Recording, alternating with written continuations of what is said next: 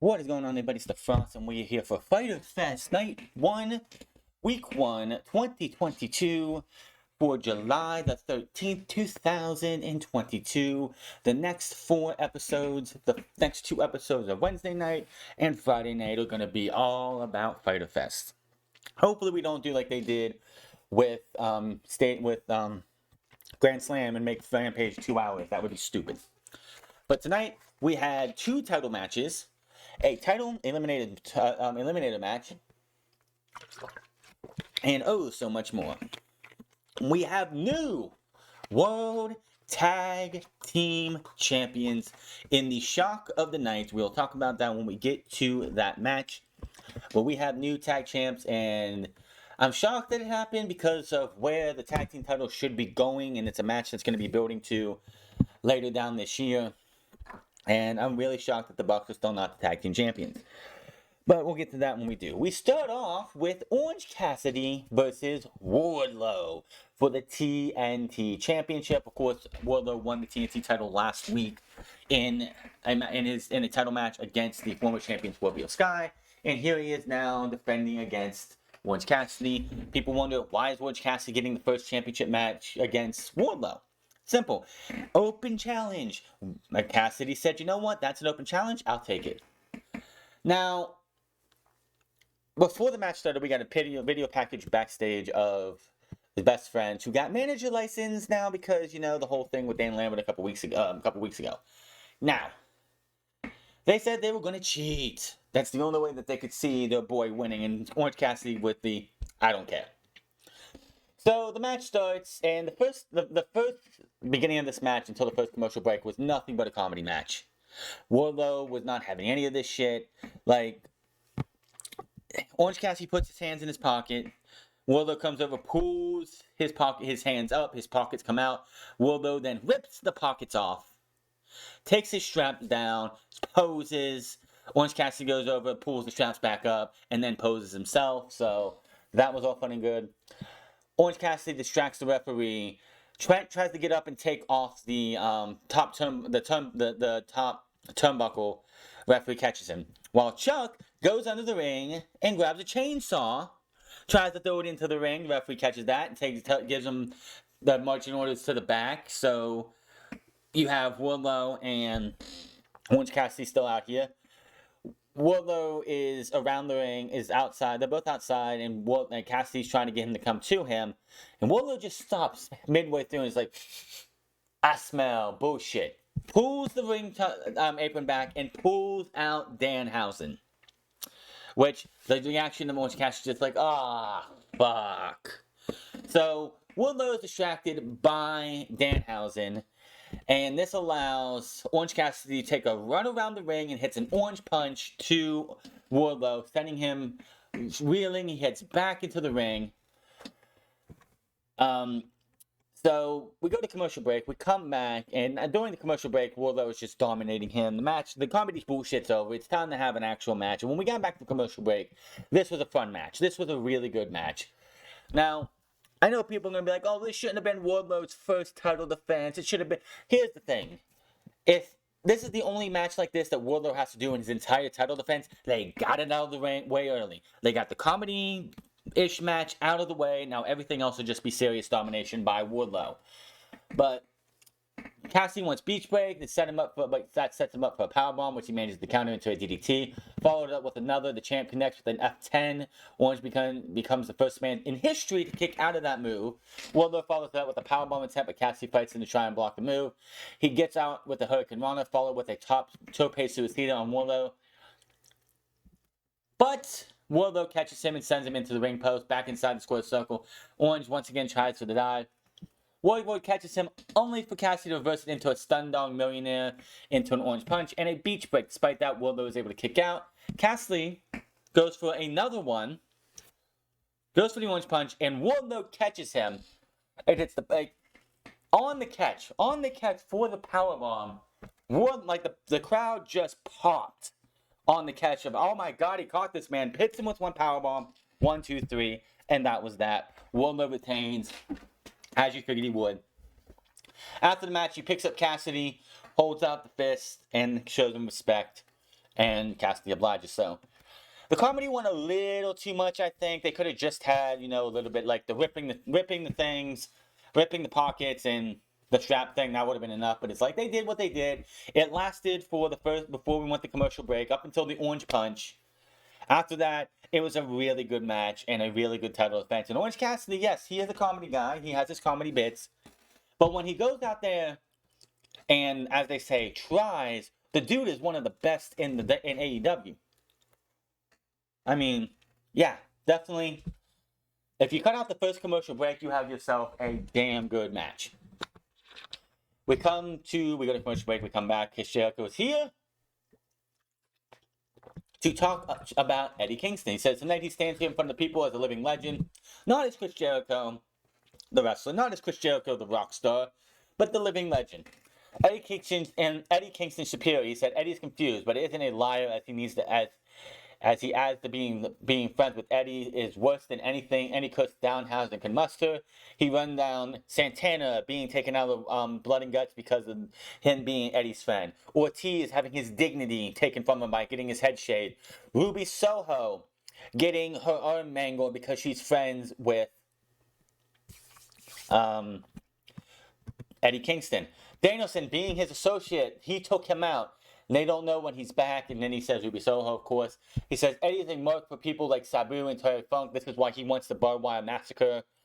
The reason they don't call it Barbed Wire Massacre because that's what Empire Wrestling calls their Barbed Wire matches, but it's a Barbed Wire Massacre match. And Terry Funk, Sabu, and some Japanese wrestlers. He questions how many Barbed Wire matches Kingston has actually had and how many he has won. Since Chris Jericho has won the very first ever barbed wire match in Canadian wrestling history. Somebody fact check that for me because I'm pretty sure he's lying. He felt pleasure in that and he claims he justly is suggested as Kingston, but Eddie overestimates him. But it won't be possible next week because Eddie is not facing Jericho. He is facing the Painmaker. He said this match is the end of them. This is it. When this match is over, they are done. He can go crawl back into his little hole and can cover everything up with excuses, drinking, and everything else. But the trust is he won't be at his level. He says the only thing that can wash away his sins is Eddie Kingston, a tsunami of Eddie Kingston's blood that Noah, the Ark, and all the animals will be jealous. And he wants that, and if he wants that, then he's got it because Eddie Kingston isn't a liar. He's just a loser. Very good promo for Chris Jericho, Eddie Kingston. We go to commercial break, we come back. He gets about 45, 50 seconds. He says, Jericho is going to pay for every ounce of blood. He's like going completely mad. He wants Ruby to show what they did to her. He takes Ortiz's hat and shows him what he did to him. And says the Barbed Wire Everywhere match will be seeing him at the Barbed Wire Everywhere match. So, and it's like Jericho got about 5 minutes, Kingston got 45, and you could feel. Now, I'm harking back just for a second about back when MJF cut that scathing promo and said he's the only guy that can make you feel without having to do a bunch of cockamamie bullshit to get you there. Bullshit! Eddie Kingston makes you feel, and he doesn't have to do any cockamamie bullshit to get you there. He just has to open his fucking mouth, and Eddie Kingston will get you to feel for him and for the men and the women in the back that he fights with. So there's that. So we go from this to Konosuke Takeshita versus Jon Moxley in an AEW World Championship Eliminator match. Now, people are wondering, and I saw this on social media, why is Takeshita fighting the world champion tonight? Well, people need to listen to the fucking commentary when you're watching the show. They told you, Excalibur explained, that last Friday when Takeshita took on Eddie Kingston, Jon Moxley's really good friend, and he took Eddie Kingston to the limit. Jon Moxley was impressed, and Jon Moxley wanted to get him a piece, some Konosuke Takeshita. So that is why this match is happening. If you wondered why, and you didn't listen to the commentary, that's on you. After by the way, JCW, Jersey Championship Wrestling, did the Great American Birthday Bash a couple days ago on YouTube. It's there for you to check out. Konosuke Takeshita was in the main event of that show, and he put on another hell of a match. We talk about Dax Harwood being in the running for Wrestler of the Year. We got to put Konosuke Takeshita up there in the running for Wrestler of the Year because this guy is putting on absolute banger after banger after banger every fucking where he goes. He was in DPW last month at the last show that they did a Fire before they went to the last pay-per-view and had a banger of a match. Konosuke Takeshita, 27 years old. Dude's not even in his prime yet. Is this fucking good and is having banger after banger after banger. Wrestler of the Year definitely would probably be, I was like, Dax Harwood, but like the way Takeshita has been going, that's going to be, if I had to vote, I'd be putting my vote in Konosuke Takeshita. He is just fucking amazing. After we lock up, the two go back and forth, some big shots, but Takeshita then hits a Blake Lariat and chop in order to show he's ready for this. The champion fires back though with a power drive of his own, following up with a submission move to add further pressure. The fight spills out to the ring apron and they trade forearm strikes, and it's Takeshita that comes out on top with the German suplex on the apron, but as he tries to get back in the ring, it opens the chance for Moxley to nail him with a boot to the face that busts that Konosuke open, and Moxley follows him up biting the head and then some big chops in the back in the ring. They end up on the turnbuckle with Moxley pushing his elbow into his opponent's cut, and he followed. This was all doing picture-in-picture. Obviously, UK versions don't have commercials. And he follows it with a superplex, which gets a near fall. Takeshita then fights back with strikes on hit of his own before bouncing off the ropes that takes the champion down, following up with a big kick in the corner. But as he runs the turnbuckle and hit another, Moxley falls with an elbow to him. Konosuke then doesn't allow that to stop him though, firing back with a brainbuster. But as he goes for the frog splash, Moxley goes to the knees once again. They trade forearms, and then Takeshita connects with the Hurricane Run, and he follows that up by diving over the top rope to take him down. This time for the frog splash connects, but Moxley kicks out just in time. Moxley attempts to set up the sleeper hold, but Takeshita hits a blue thunderbomb in order to get near fall. Moxley then blocks a jumping knee and hits a Death Rider. But as he goes for the bigger Death Rider, Takeshita reverses with the rolling elbow and then a German suplex, which gets incredibly close near fall. Moxley hits them with several headbutts, and after then connects with the Death Riders, followed with the Bulldog Choke, and Takeshita has to tap out. He tried to get out of this, he tried to maneuver, but could not get it done and had to tap out. Jon Moxley picks up the win. Shows his respect to Konosuke Takeshita, and I was thinking, well, at the end of the match, both men are bleeding. Does this mean that Konosuke is going to be the next man in the Blackpool Combat Club? I mean, seriously. Now, if anyone's going to join from Japan, the Blackpool Combat Club, it'll be the other half of the Death Riders in Shota Umino. By the way, if you've not seen Pac vs. Shota Umino on Dark last night, you should check it out. It was another absolute fucking banger. And I can't wait to see more title defenses from Pac overseas.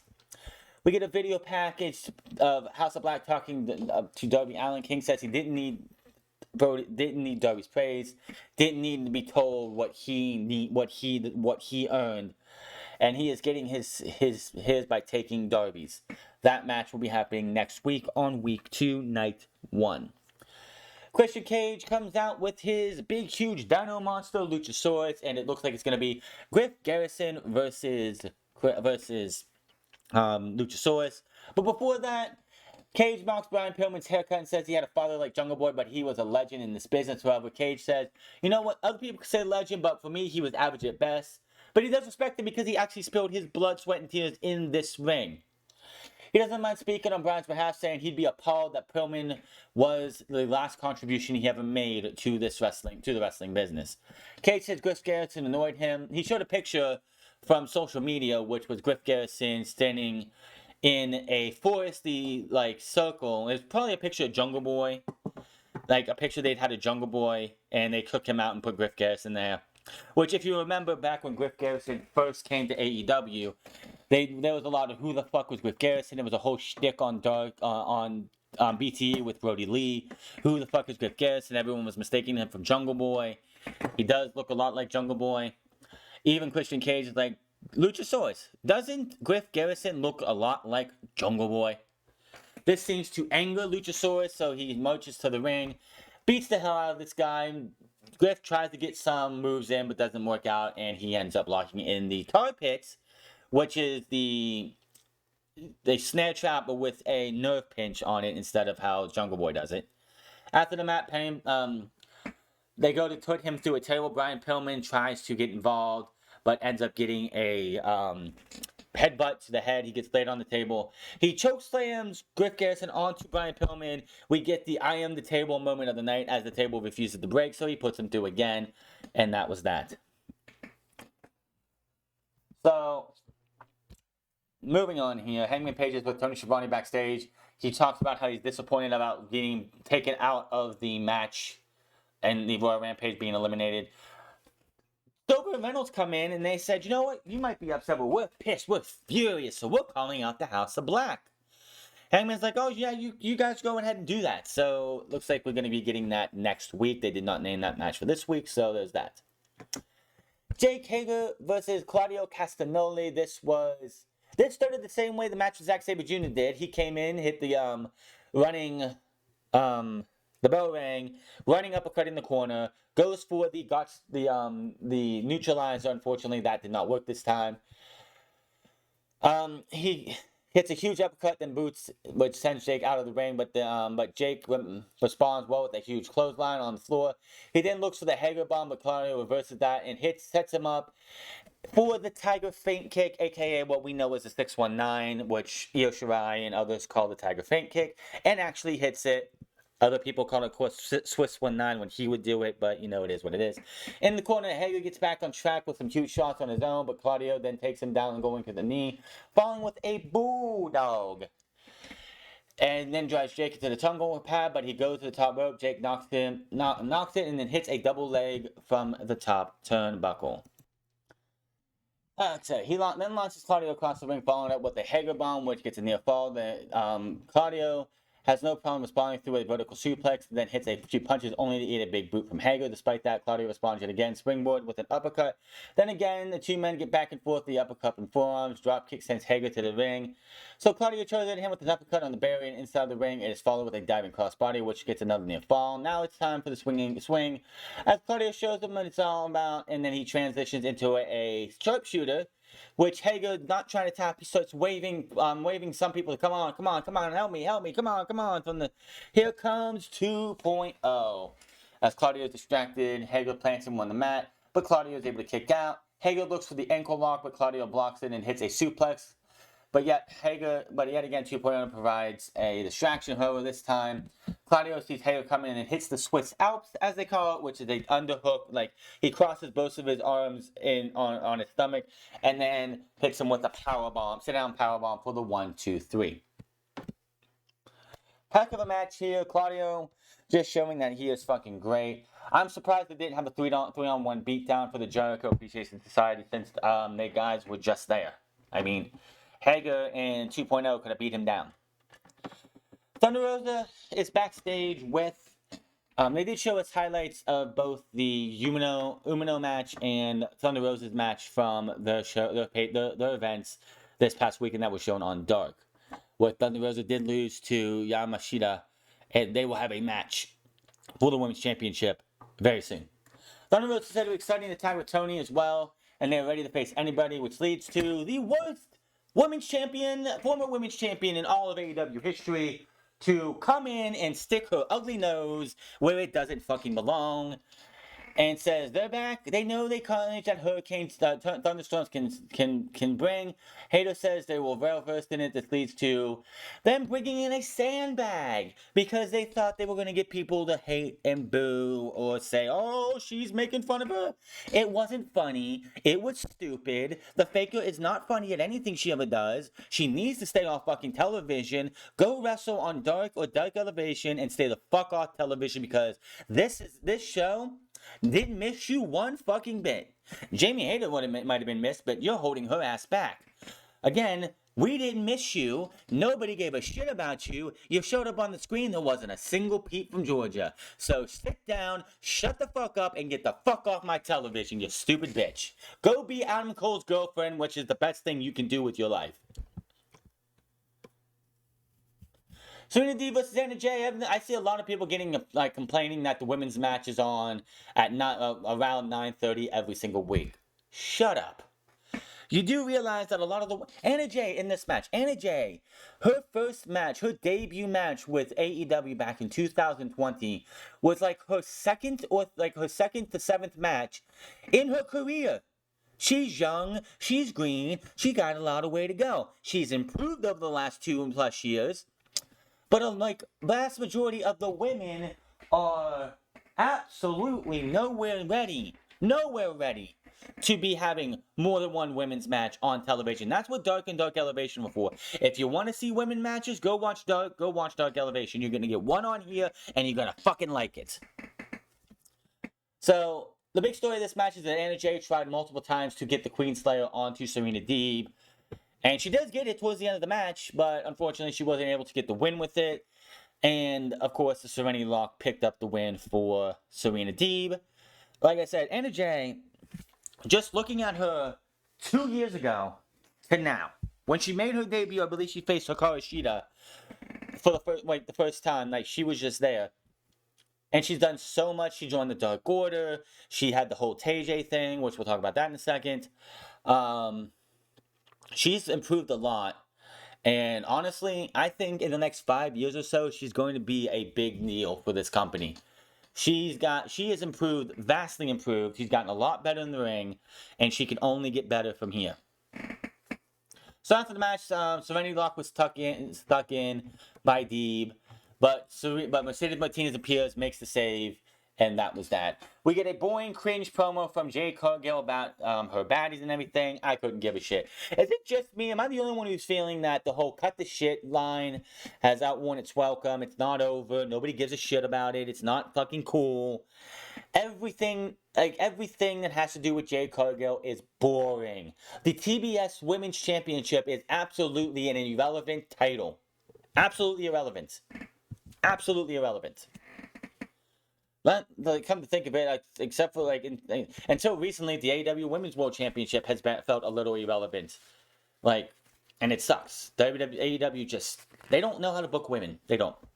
Anna Jay is shown in the medical room when Tay Conti shows up, mocking her like, "Aw, poor Anna. It's the first match you've had in months, and this happens to you." And then she's like, "At least I didn't crush Ruby Soho's arm in a door handle, or in a door." She says she likes her, but she needs to make better choices for her career, and tells her to think about it, and walks off. Could we be seeing a heel turn for Anna Jay? Maybe. Who knows? And yes, we're at that time now. We have the main event. The Young Bucks versus Swerve and Glory versus Haim, Taz of Ricky Starks and Powerhouse Hobbs, Swerve, Strickland, Keith Lee, and Matt and Nick Jackson. Okay, Keith Lee starts this match. This match, and you know who the referee is for this match. It's Rick fucking Knox. It's Rick Knox. You know what this is going to end up being. It's going to be a clusterfuck. It's part of the gimmick with Rick Knox. The match is going to be a clusterfuck. There's nothing you can do about it. Now, Nick Jackson and Swerve Strickland, my God, they're opening, like, Keith Lee started the match with Matt. Keith Lee tries to go for spin kick, misses, which leads to Nick tagging in, Swerve tags in, and the next few minutes of Swerve Strickland versus Nick Jackson makes me sit here and go, book these two in a singles match 2 weeks from now, Tony Khan, please.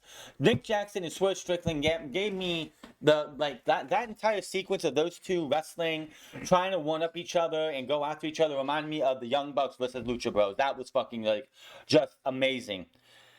I'm sure Jim Cornette's going to probably be dead before he gets to this, because he's going to have a hernia, a heart attack with the Wardlow match, but we're not going to get into that. The match is all over the place. There was a time where Ricky Starks goes up to do his, walking thing on the ropes. Matt Jackson does the same thing. And they both get pulled down. Funny shit there. But this match was just, 10 miles a minute. It just was all over the place. Tag, this, that, everything. I don't know who the fucking legal people are by the end of the match. Holy shit. The last thing I heard was one of the Young Bucks was the legal man. That's the last thing I heard. But yet, everybody tries to roll up or get a pin on everybody else. Keith Lee ends up taking a tope to the outside on Hobbs and the Bucks. Swerve Strickland goes up top, hits the coup de grace. 1, 2, 3. Swerve and Glory are the World Tag Team Champions. and they are now champions. I'm happy for Swerve and Glory. Keith Lee, Swerve Strickland, it's awesome. One, I think either Team Taz or Swerve Strickland, Swerve and Glory should have won the titles at Double or Nothing. I understand why they went with the Young Bucks, but if they weren't going to have the Young Bucks get to the match we're supposed to be building to is the Young Bucks versus FTR, winner takes all for the AEW, New IWGP, AAA, and Ring of Honor World Tag Team titles. And it might not be it all out. We have the Young Bucks, we have the FTR versus the Briscoes coming up at Death Before Dishonor, so that'll be a hell of a match. Serena Deeb versus Mercedes Martinez as well. Yuta versus Garcia and Jay Lethal versus Samoa Joe. Still waiting to see who's going to be the World Championship match, and I expect the Gates of Agony versus Lee Moriarty and Matt Sydal, but that's neither here nor there. I don't know where this goes. I don't know how long this lasts. I don't want to see these guys win the titles and then drop them almost immediately back to the Bucks, making the Bucks the first 3-time tag team champions. I like the fact that they won the titles. I just don't know how long this is going to last. If they hold them till past All Out, that's cool and all. I mean, we can get to FTR versus the Young Bucks later. I mean, I'm sure New Japan Pro Wrestling is going to want to have the FTR for the World Tag League at the end of the year, so I fully expect them to be gone from AEW around that time. But I don't know. We'll just have to wait and see what happens. But this was a hell of a match. It was a clusterfuck. We all knew it was going to be a clusterfuck. Rick Knox was in the fucking match. Taz made fun of him, as they usually do. But that's all I can say is, like, this was a good match. The good show overall. Konosuke Takeshita. This dude is a fucking star. Everybody loves Konosuke Takeshita. The guy is fucking fantastic. Him and Jon Moxley went out there and killed it. Anybody who has hate on Wardlow and Orange Cassidy needs to go fuck off because they had a banger of a match after the commercial break was over. Yes, there was a little bit of comedy, more than anyone probably liked. But I got a kick out of it. Other people got a kick out of it. It was over. It was painless. And after that, Orange Cassidy did everything he could to try and win the match. He didn't get buried with a powerbomb symphony. He got hit with one powerbomb, and that was it. And, yeah. Anna Jay, don't really care what's going on with all this stuff. I mean, yeah, Tay Conti Rubisoa is going to happen eventually. Tay Conti, maybe she turns heel. I mean, not Tay Conti, but Anna Jay, maybe she turns heel. We don't know. So much to look forward to. Next week we have Barbed Wire Massacre. We also have Christian Cage and Luchasaurus versus the Varsity Blondes. Brody King will take on Darby Allin. Friday, the Ring of Honor World Championship will be on the line. Maybe, just maybe, we'll find out who's going to face Jonathan Gresham at Death Before Dishonor. Because Lee Moriarty's not winning that match. Plain and simple. We'll hear from the Gun Club about why they attacked the Acclaimed. And the Lucha Bros versus Private Party, which, okay. And there was another match too. I can't think of it off the top of my head, but there's at least one more match. Overall, AEW is just firing all on cylinders. I can't wait to see what happens with Barbed Wire Massacre next week. And yes, I will call it Barbed Wire Massacre because that's basically what it is.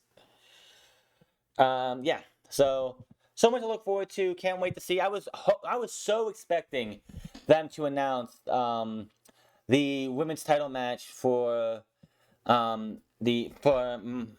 what's her name? The Marashita. What the fuck is her damn name? The person from Tokyo Joshi Pro who beat Thunder Rosa next week. I fully expected that, but that didn't happen. I don't expect it at All Out. I could see them do Fight for the Fallen next month and give us that match then. I don't know. Only time will tell. We'll see what happens, but I just had this stinkling feeling that the AEW is going to get stupid and put the title back on Faker when it's all said and done. They're going to go from Faker to Rosa, back to Faker, and it's going to be the worst thing that they do. But yeah, Fyter Fest Night 1 was great. I can't wait to see what they do for Rampage. Please only be an hour. I do not want to have to sit there till midnight watching 4 hours of wrestling on one night. 3 is enough. Even though AEW stuff is better, 3 is enough.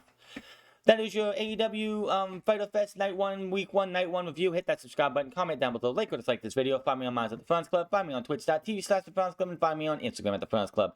And I'll see you guys on Friday for SmackDown and Rampage. Until then, my name is The Frons, and I'll see you guys later.